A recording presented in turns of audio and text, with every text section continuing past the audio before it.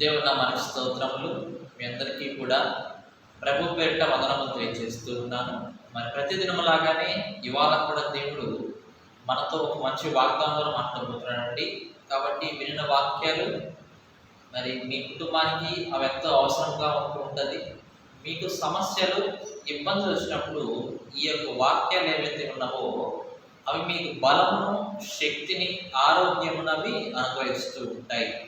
కాబట్టి ఆలస్యం చేయకుండా ఇవాళ దేవుడు మనకి ఇచ్చే వాగ్దానం ఏంటంటే కనుక యెషయా గ్రంథము 51వ అధ్యాయం మనం తీస్తే యెషయా గ్రంథము 51వ అధ్యాయము 12వ వచనం మనం చదువుకుందాం. 51:12లో మనం చూస్తే, నేనే మిమ్ము నోదార్చువాడను, చనిపోవు నరునికి, తృణమాత్రుడగు నరునికి ఎందుకు భయపడదు అంటూ ఉన్నాడు.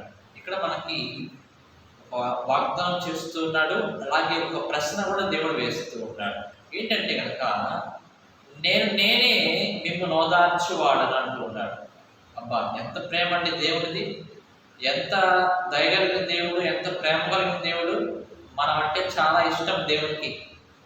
మన సమస్యల్లో ఉంటే, ఇబ్బందుల్లో ఉంటే కనుక ఆయన ఊరికి కూర్చునేవాడు కాదు, ఆయన నవ్వేవాడు కాదు. ఈ లోక ప్రజలైతే కనుక మన యొక్క తగ్గిపోవడాన్ని చూసి నరులు ఏం చేస్తుంటారు, నవ్వుతూ ఉంటారు. వీడికి ఇంతే అవ్వాలే, మరి వీడు వేస్తున్నప్పుడు నమ్ముకున్నాడు కదా, వీడికి ఇంతే అవ్వాలే అని చెప్పేసి చాలా మంది కూడా దేవుని యొక్క బిడ్డలకి వారిని ఏం చేస్తున్నారు, ఇంకా బాధ పెడుతూ ఉంటారు. కానీ ఈ మనుషుల దృష్టిలో మనము మంచి వాళ్ళము కాకపోయినా దేవుని దృష్టిలో మనం మంచి వాళ్ళమైతే చాలు. ఈ లోకంలో ఉండేది ఏంటంటే కనుక మట్టి, శరీరాశ, నేత్రాశ, జీవపండం మాత్రమే ఉంటుంది. మనం చనిపోయిన తర్వాత ఇవేవి కూడా మనతో తీసుకుని వెళ్ళలేము. మనం చేసిన ధర్మకార్యములు, మనం దేవుడు చేసిన పనులు ఏవైతే ఉన్నావో అవి బట్టికే మనతో పాటు పరలోకానికి వస్తూ ఉంటాయి. కానీ మనం చనిపోయిన తర్వాత కూడా అవి మనతో వస్తూ ఉంటాయి. కానీ ఈ లోకపరమైనది ఏది కూడా రాదు. దేవుడు అంటున్నాడు, లోకపరమైనది దేవునికి వైరం అంటారు. మనుషులకు ఇష్టమైనది దేవునికి ఇష్టం ఉండదు, దేవునికి ఇష్టమైనది కొంతమంది మనుషులకు ఇష్టం ఉండదు. ఇట్లాగా సాతానిక శోధనలో చాలా మంది కూడా పడిపోతూ ఉంటారు. కానీ దేవుడు అంటూ ఉన్నాడు, మీ యొక్క బాధలు, అవమానములు, ఇబ్బందులు అన్నీ కూడా నేను చూస్తూనే ఉన్నాను. కాబట్టి నేను మిమ్మల్ని ఓదారుస్తానంటూ ఉన్నాడు. నిజంగా ఈ ఓదార్పు అనేది ఒక మంచి వ్యక్తి దగ్గర నుంచి వస్తే కనుక, సాధారణంగా మనం ఏదైనా బాధలో ఉన్నప్పుడు ఒకళ్ళు చెప్పారు, మేము మీరు ఓదారుస్తామండి, మీకు సహాయం చేస్తామని చెప్పారు. వాళ్ళు నమ్మబుద్ధి కావట్లేదు. కాబట్టి వాళ్ళు చెప్పిన తర్వాత మనం నమ్మట్లేదు. ఏం చేస్తూ ఉంటాం, ఇంకొకరి కోసం చూస్తూ ఉంటాం. ఇంకెవరైనా వచ్చి, మంచి వాళ్ళు వచ్చి మనం ఓదారుస్తారేమో, మన సహాయం చేస్తారనుకుంటూ ఉంటాం.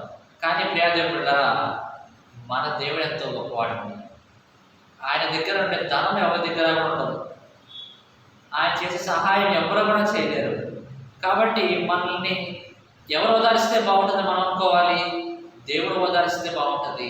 ప్రభు నన్ను ఓదార్చిన ఆయన, ఈ బాధల్లో, కష్టాల్లో, ఇబ్బందుల్లో నా మనసు కృంగిపోతూ ఉన్నది, నా హృదయం బాధపడిపోతూ ఉన్నది.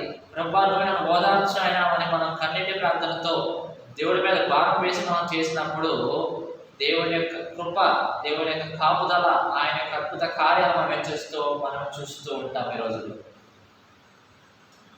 చాలామంది కూడా ఈ యొక్క ఓదార్పును పొందలేకుండా వెళ్ళిపోతున్నారు, దేవుని దగ్గర నుంచి తొలగిపోతూ ఉన్నారు.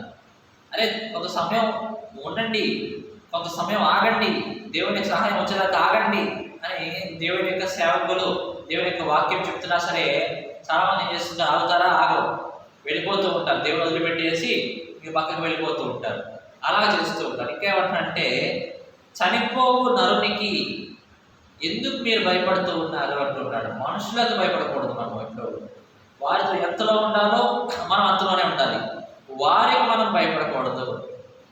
ఎప్పుడు భయపడాలో, ఎప్పుడు భయపడకూడదు, ఎటువంటి సమయాల్లో మనం తప్పించుకోవాలో, ఎటువంటి సమయాల్లో మనం తప్పించుకోకూడదో దేవుని యొక్క వాక్యం మనకు తెలియపరుస్తూ ఉంటుంది. ప్రియదేవుని బిడ్డలారా, దేవుని యొక్క వాక్యం మనకు తెలియపరుస్తూ ఉంటుంది. అంటున్నాడు, చనిపోవు నరుని నువ్వు ఎందుకు భయపడుతున్నావు అంటూ ఉన్నాడు. అతను మట్టి శరీరమే, నేనే అతను పుట్టించాను దేవుడు అంటూ ఉన్నాడు. నేనే అతను చేశాను, మట్టితో చేశాను, కాబట్టి నువ్వు కూడా మట్టే కదా, ఎందుకు నువ్వు భయపడుతూ ఉన్నావు నన్ను చూసి భయపడాల్సింది నన్ను కదా. దేవుని కదనే మనం చూసి భయపడాలి. దేవుని యొక్క భయవంతుడు లేకపోతే కదా మనం భయపడాలి. దేవుని యొక్క వాక్యం చదవకపోతే కదా మనం భయపడాలి. దేవుని యొక్క ప్రార్థన మనం చేయకపోతే కదా మనం భయపడాలి. దేవుని యొక్క స్థానానికి రాకపోతే కదా మనం భయపడాలి. అంతేగాని నరులకు మనము భయపడకూడదు. ఒక్క దూతకు దేవుడు పంపించాడంటే కనుక మనం ప్రార్థన చేస్తే, విశ్వాసంతో ప్రార్థన చేస్తే మనకు విరోధులు ఎవరు కూడా మిగలదు. ఎందుకంటే దేవుని దగ్గర ఉండే దూతలు అంత శక్తివంతులు. ఒకే ఒక దూత చాలా మంది మనుషులను ఆ దూత హతం చేయగలిగిన శక్తి కలిగిన వాడు దూతలు. కాబట్టి ఎవరు గొప్పవాడు? మన దేవుడు గొప్పవాడు. కాబట్టి ఆయన మనం చూసి భయపడాలి. అంతేగాని మనం మానవులను చూసి మనము భయపడకూడదు. దేవుని బిడ్డలారా, మీకు ఓదార్పు కావాలంటే కనుక మీరు సహనంతో ప్రార్థన చేస్తున్నారు. మనం ఓదార్చిన ఆయన, నా మనసు సాతాను లాభాన్ని చూస్తూ ఉన్నాడు, లోకం ఉండే దుఃఖంను చూసి నా మనసు భయపడుతున్నది, ప్రభు ఓదార్చు ప్రభు, నీ యొక్క వాక్యాల ద్వారా ఓదార్చిన ఆయన మాట్లాడిన ప్రభావ నీకు ఎప్పుడైతే ప్రార్థన చేస్తూ ఉంటావో అప్పుడు దేవుడు నీకు సహాయం అనేది ఇస్తున్నాడని చెప్పి దేవుడు ఈ వాగ్దానంలో సెలవిస్తున్నాడు. దేవుడు ఈ వాగ్దానం దీవించి ఆశీర్వదించుగాక. ఆమేన్.